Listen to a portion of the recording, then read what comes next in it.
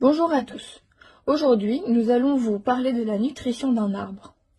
Savez-vous que derrière la majesté d'un arbre se cache un véritable système de survie aussi ingénieux qu'invisible se situant sous nos pieds? Dans ce stop motion, nous allons nous plonger dans le monde secret de la nutrition des arbres. Depuis les racines qui explorent le sol à la recherche d'eau et de minéraux jusqu'aux feuilles qui captent la lumière du soleil pour produire de l'énergie.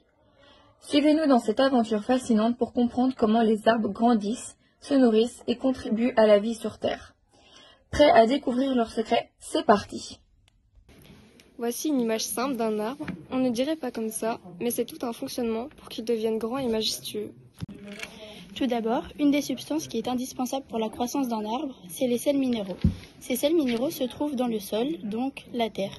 Ils sont dissous dans l'eau du sol et sont puisés par les racines grâce à leur poils absorbants. Une substance qui est aussi indispensable, c'est l'eau. L'eau s'infiltre dans la terre pour arriver aux racines.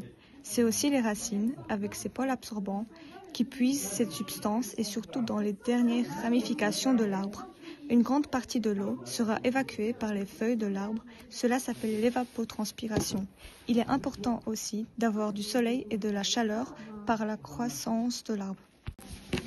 Grâce aux sels minéraux et à l'eau dissous dans la terre, ils constituent la sève brute.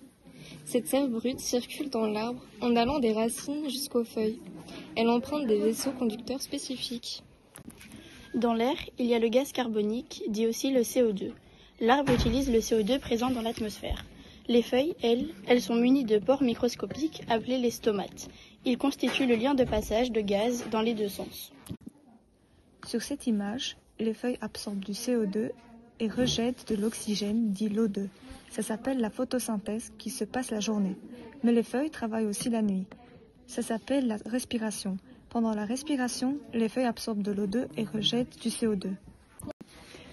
Comment se forment les glucides? Les feuilles sont le site privilégié de la photosynthèse.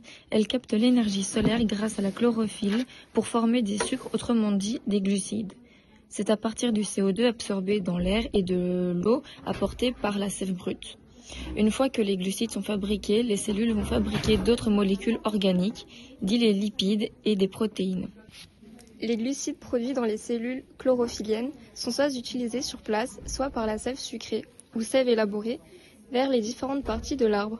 La sève élaborée circule dans des vaisseaux conducteurs autres que ceux de la sève brute. Ces vaisseaux conducteurs sont présents dans les feuilles et s'appellent les nervures. Alors, la prochaine fois que vous verrez un arbre, souvenez-vous de tout ce qu'il a accompli en silence pour grandir et nous offrir de l'air pur. Merci d'avoir regardé. Et n'oubliez pas, Chaque arbre compte pour la vie sur la Terre. et voilà, l'incroyable voyage de la nutrition d'un arbre, de ses racines se trouvant dans la terre jusqu'aux feuilles sous la lumière et la chaleur du soleil. Grâce à ce cycle complexe, les arbres jouent un rôle essentiel pour notre planète, se nourrissent eux-mêmes, mais aussi les écosystèmes qui les entourent.